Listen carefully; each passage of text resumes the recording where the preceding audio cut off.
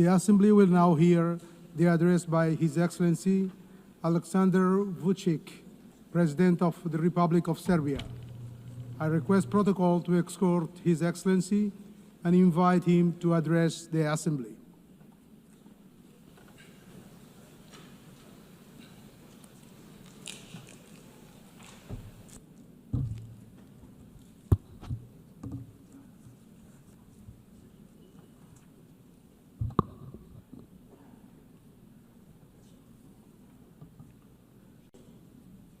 Excellencies, ladies and gentlemen, I'm very honored to address this 80th anniversary session of the General Assembly of the United Nations on behalf of the Republic of Serbia, a founding member of the United Nations and a freedom and peace-loving country proud of its history. This year, we mark 8 decades of the existence of the World Organization, and during that period, the UN has provided a framework for dialogue, cooperation, and solidarity among the nations, short of which it would not be possible to respond to the challenges of our day. Only by joint efforts we can create a future featured by security and dignity. This brings me, ladies and gentlemen, to the 5 essential principles that guide Serbia and its foreign policy vision and constitute pillars in its international actions. Number 1, the United Nations is not a relic of the past, it is a compass for the future. 80 years on, this is a moment for reflection, but also for candor. The UN should not be a stage where giants wrestle while smaller countries hold their breath. It should be a round table where every seat counts. Countries like ours, countries that belong to Global South, are too often treated as chess pieces. It's time to show that we can be conveners, innovators, and guarantors of cooperation. We may not have the loudest voice, but we often have the clearest vision, because we see both East and West at once. Our engagement with all partners does not mean blind agreement. It means respect for sovereignty, territorial integrity, and the belief that dialogue is stronger than division. Serbia is a reliable, predictable partner, but reciprocity matters. We will defend our autonomy as firmly as we defend cooperation. The United Nations Charter was not written to serve one moment in history. It was written to withstand the test of time. In a world facing deep geopolitical fractures, the United Nations Charter remains the only framework capable of holding us together. Serbia is not a buffer zone, it is a bridge, and bridges connect, they do not divide. Therefore, as the President of Serbia, for the first time I would like to offer Belgrade, the capital of Serbia, as a place of dialogue for all the conflicts around the world. I believe that we will offer the best possible hospitality and absolute security for the participants. The world is facing its deadly surge in violence since World War II. In 2024, 61 armed conflicts erupted across 36 countries, the highest number in more than 7 decades.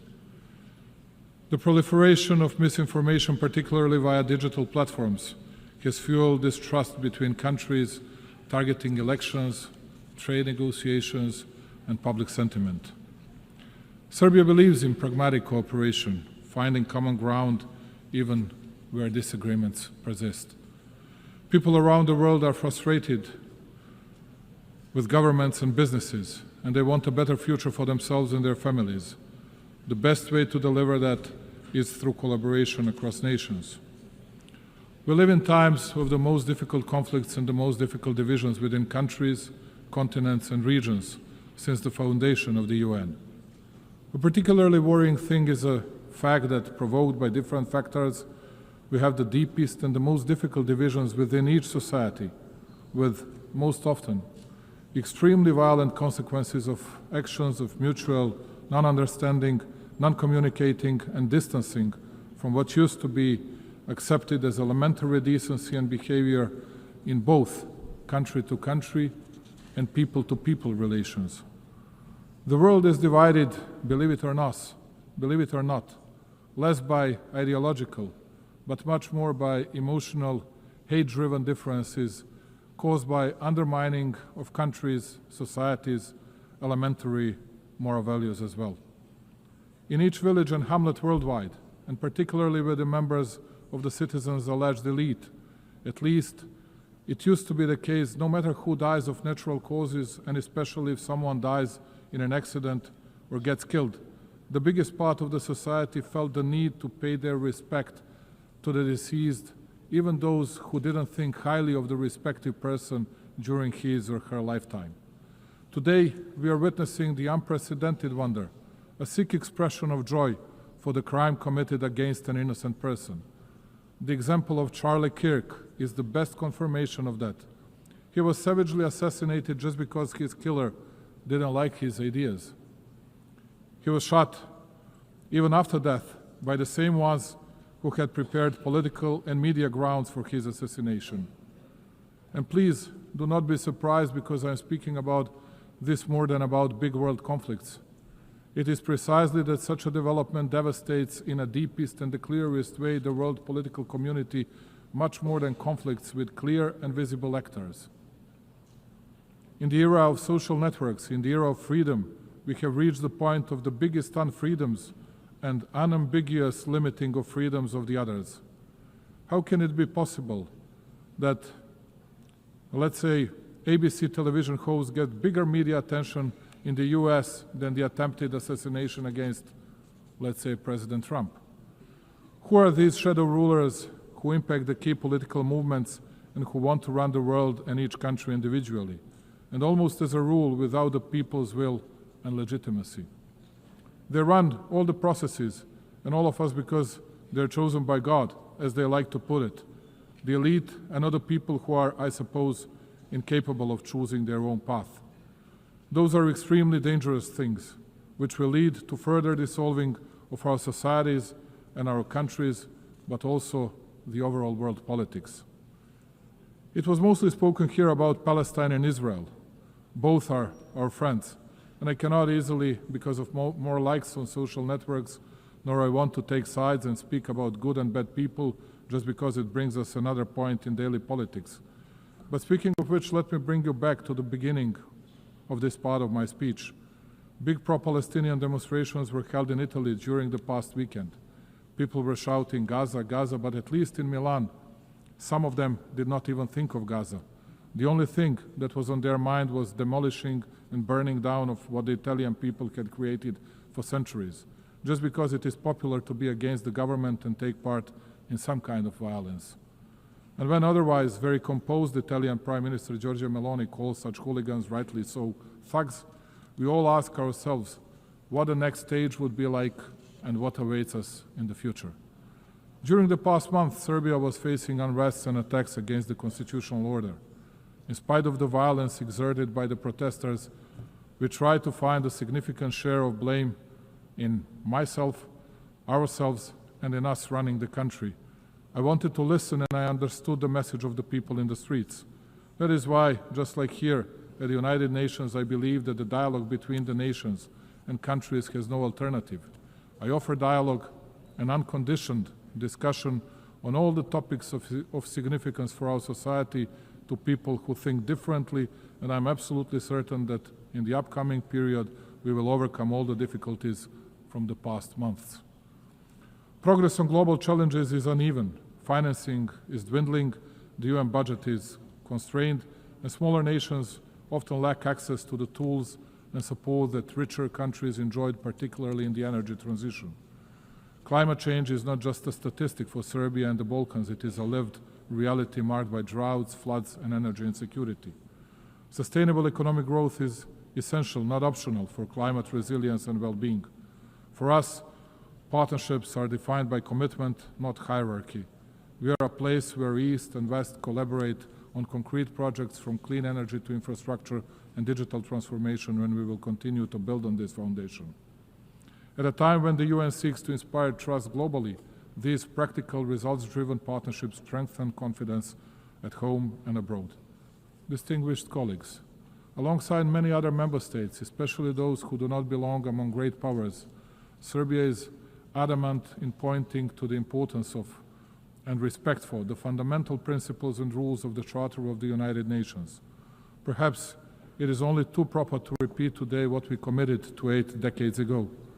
The principles and rules of the Charter are valid equally for all states, large or small, for all political powers or levels of development. With a feeling of deep pride, my country continues to commit to a consistent implementation of international norms, notwithstanding the fact that it too is facing a lack of fairness and double standards. In words and deeds, and on a number of occasions, Serbia has recommitted to respecting the sovereignty and territorial integrity of all UN member states, the fundamental principles of the Charter. In doing so, my country expects all the states to respect its sovereignty and territorial integrity, which I have the pleasure to note most of them do, and to which I owe my profound gratitude.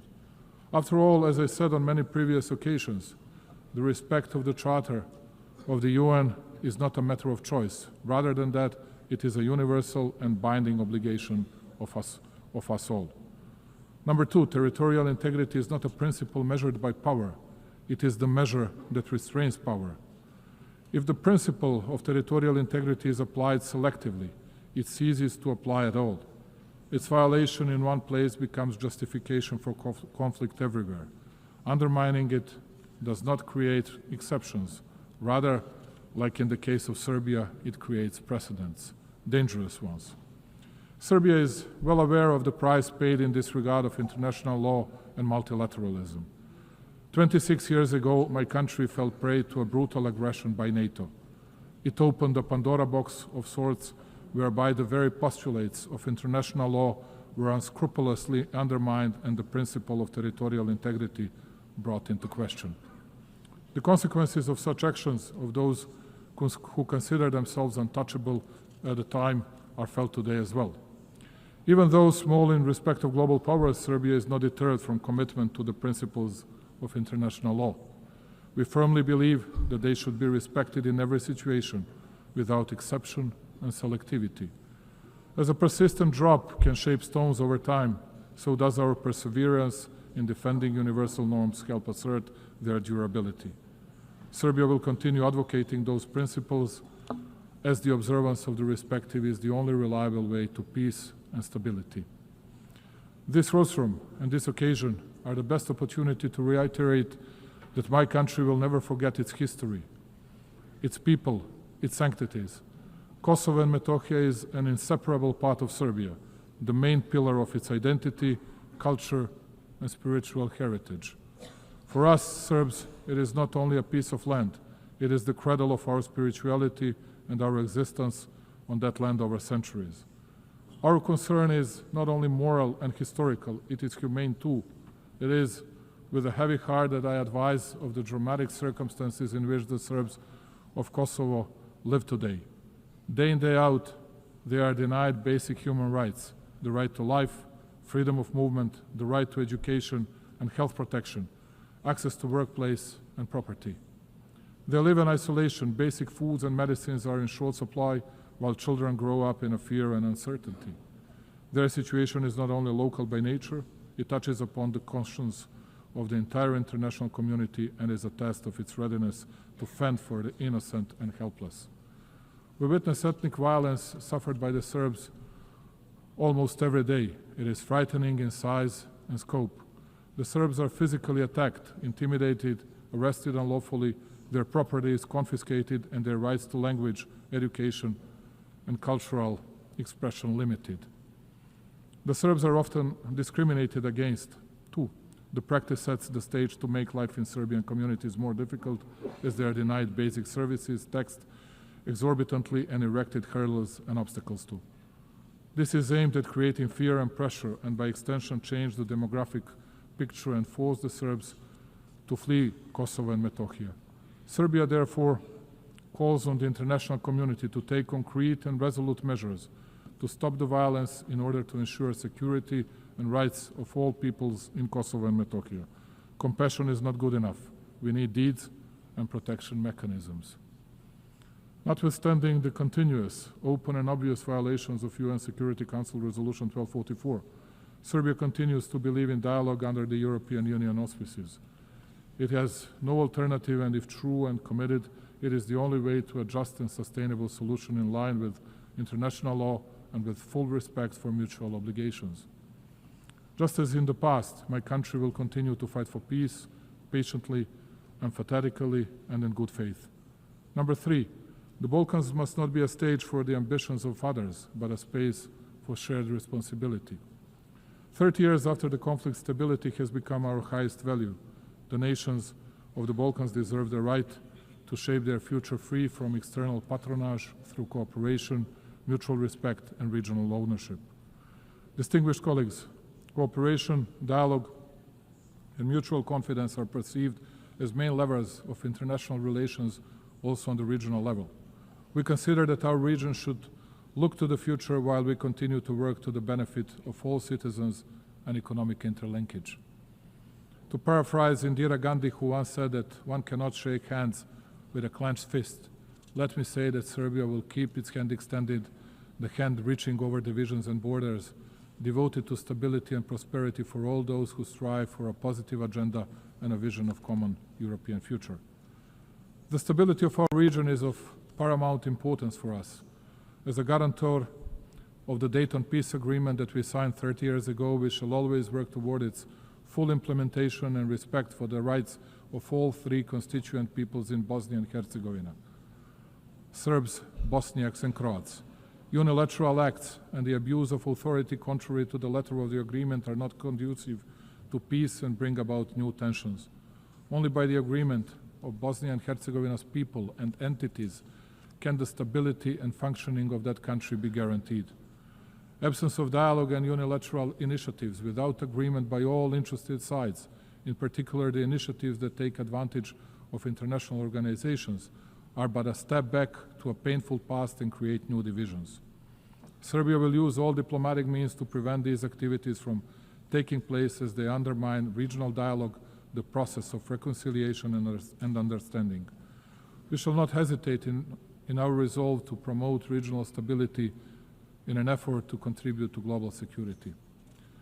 For exactly 30 years now, and in this distinguished institution and everywhere else, a false campaign has been ongoing against both the Republic of Serbia and Republika Srpska, the entity within Bosnia and Herzegovina. All over the world, everywhere, countless times, you could hear how, as they used to say, from well-informed sources, they heard that it was only a matter of days before Serbia would attack someone in the region, and that Republika Srpska and its leadership would violate the territorial integrity of Bosnia and Herzegovina. And all this time, it has been a lie, a real smoke screen intended to enable international representatives who are not elected by the people to deal with legitimate representatives of the Serbian people, one of the 3 constituent peoples in Bosnia, imposing sanctions against them, believe it or not, replacing them from the positions the people elected them to, and conducting criminal proceedings and issuing convictions for words spoken for verbal offenses. Thus, all of you are witnesses to a fact that for 3.5 years since the beginning of the conflict in Ukraine, we have been hearing stories that we, as an alleged Russian puppet, will attack someone in the region, which of course did not happen and will not happen. The only thing we have never heard is an apology from those who spread such falsehoods, and it is quite certain that we will never hear one. Let me reiterate, Serbia is a free, independent, and sovereign country that makes its own decisions independently. We are committed to our European path. We do not plan to attack anyone, but equally, we will not allow anyone else to threaten our freedom and our country. Number 4, the world is changing, and the United Nations must evolve to remain a pillar of global stability. Reforming the United Nations is not simply an institutional task. It is a moral duty to safeguard the future of global peace and justice. We are well aware of the need to reform the UN and revitalize its system in order to increase its credibility and shore up multilateralism so as to make our organization more effective, just and close to the needs of its member states. Also, the ESC should become more effective in and better adapted to the pursuit of its primary goal of safeguarding international peace in order to reflect more accurately the reality of the present-day world. Africa in particular, the youngest continent, which comprises 54 states, must be better represented. Many countries rely on the UN for technical expertise, development funding, and guidance to achieve the Sustainable Development Goals. Cuts to funding or reduced access to UN programs risk widening the gap between wealthy and developing nations. As the UN looks for ways to reduce costs, we are happy to offer to host any of UN bodies, institutions, agencies in Serbia with the best possibility to continue being a bridge between developed and developing regions. Serbia is situated at the crossroads of Europe, easily accessible to both East and West. And speaking about cost effectiveness, we are able to offer lower operational costs compared to Geneva, New York, or other big hubs. Belgrade offers modern facilities, reliable connectivity, and proven capacity to host large international events, for example, Expo 2027. Hosting an agency in Belgrade strengthens the UN's presence in Southeastern Europe, a region with transitional and developmental experience relevant to global priorities. This would expand the UN's geographic footprint, ensuring agencies are more representative and globally distributed. And number 5, Serbia will remain independent and will overcome internal challenges through the strength of its statehood, tradition, focusing steadfastly on building a prosperous future. True sovereignty today is not insulation. It is the dignity to choose, to say yes on our own terms, and to use that choice for cooperation. Serbia's independence is not a privilege granted. It is a sovereign right exercised, and its sovereignty is not situational, it is foundational. Notwithstanding numerous global challenges, Serbia has remained on a steady course. Its macroeconomic situation is stable and its economy continues to grow, which only shows how commitment to reforms and responsible economic policies lead to great results. Investments in infrastructure, energy transition, and digitalization bear out my country's commitment to sustainable development and the 2030 Agenda goals.